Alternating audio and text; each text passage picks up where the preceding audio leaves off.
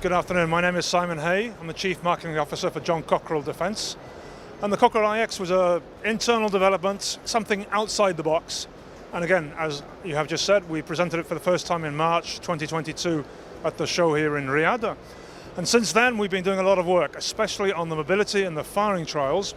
We did our first set of static firing in the summer in Belgium.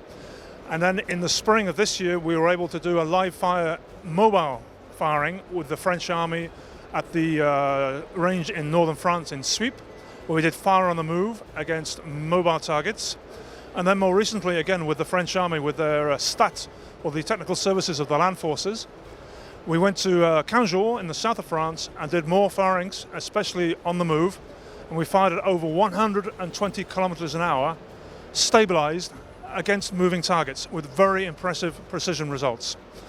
Now that hopes we can show the French Army that if we can stabilize a 25mm cannon on a 4-ton vehicle, then for the future project VBAE, which the design phase has just started, we can stabilize the same type of gun on an 8-ton vehicle.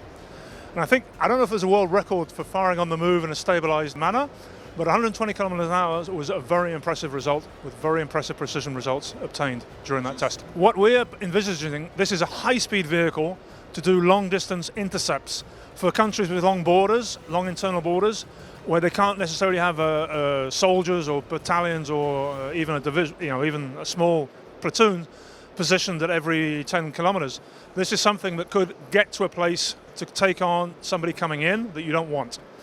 600 kilometers range, 200 kilometers an hour on the highway, over 100 kilometers an hour cross country, gives you an amazing amount of firepower for a very lightweight, very mobile, and very fast system. The idea will be a family of vehicles going forward. We'll have a 25mm version, which we already have developed, and we're looking to bring across, we'll see, an anti-tank guided missile version to take on heavier targets.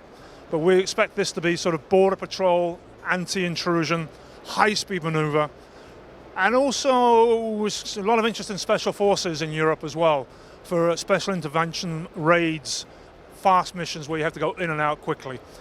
Where we have the challenges, there's only 2-man crew, and often the special forces like to operate as 4 or 6, but we're working with them to see how we can solve that.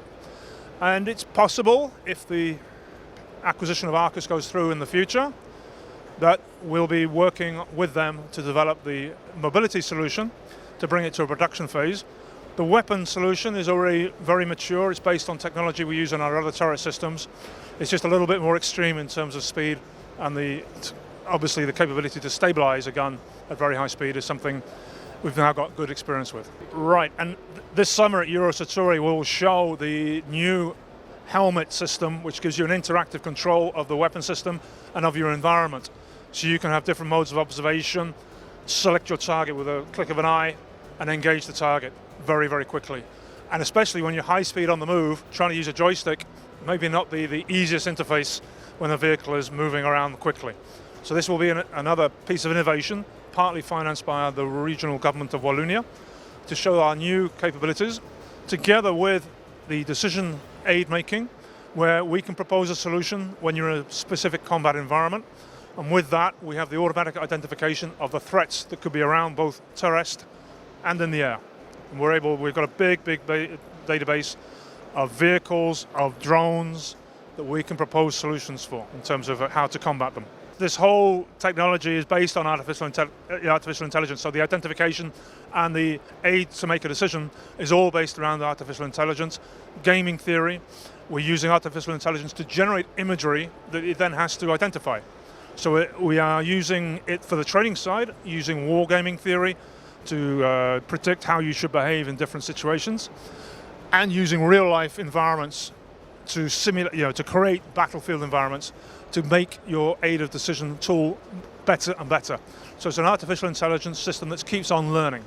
And it'll be something that we'll roll out in the IX as a demonstration, but will be retrofittable to our existing fleet of turrets with some upgrades to the software and hardware that manages the graphic systems.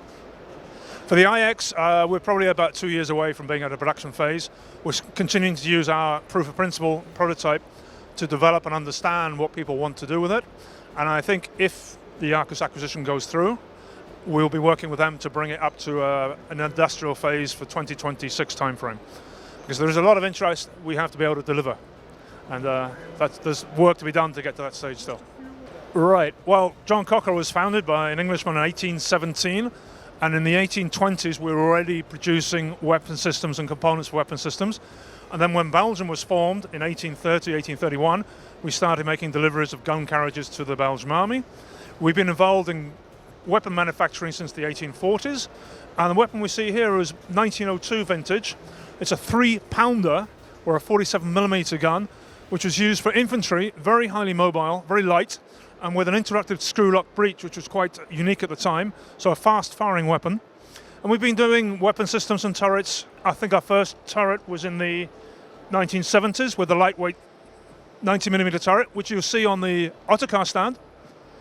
And then the 30mm turret we delivered to Scandinavia in the 1990s. Then the newer generation from starting in the 2000s, 3000 series that was delivered, starting deliveries in 2014. And with the IX now, our 2022. So we've had a long, long history in doing defense products at John Cockerill, and a very proud history.